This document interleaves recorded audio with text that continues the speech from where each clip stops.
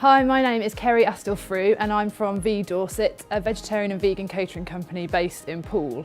So the first recipe I'm going to do is a watercress, mango and pineapple smoothie. Now it's the most quick, easy recipe you could ever possibly imagine. There's plenty of other ways you could put other ingredients into it too, but this is a good basic way to get started. So all you need is a good handful of watercress. I've got a handful of spinach there. And this is frozen mango. Now you can use fresh mango and you can chop it up yourself, but you can also buy from the supermarket already diced, frozen. It's much easier to use. And the good benefit of this as well is that if you put it into the smoothie, it makes it cold straight away.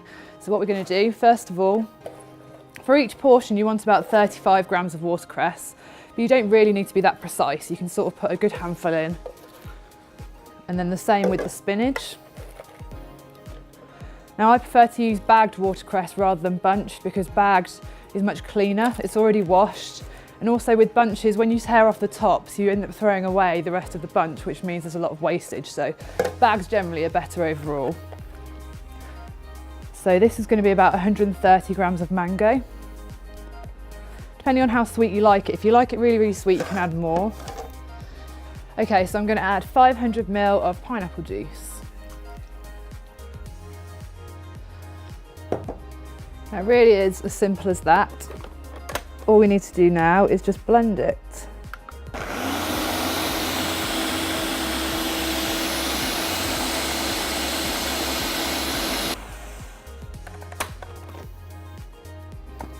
Now this is a great way, especially for kids, to get some nice green veg into their diets.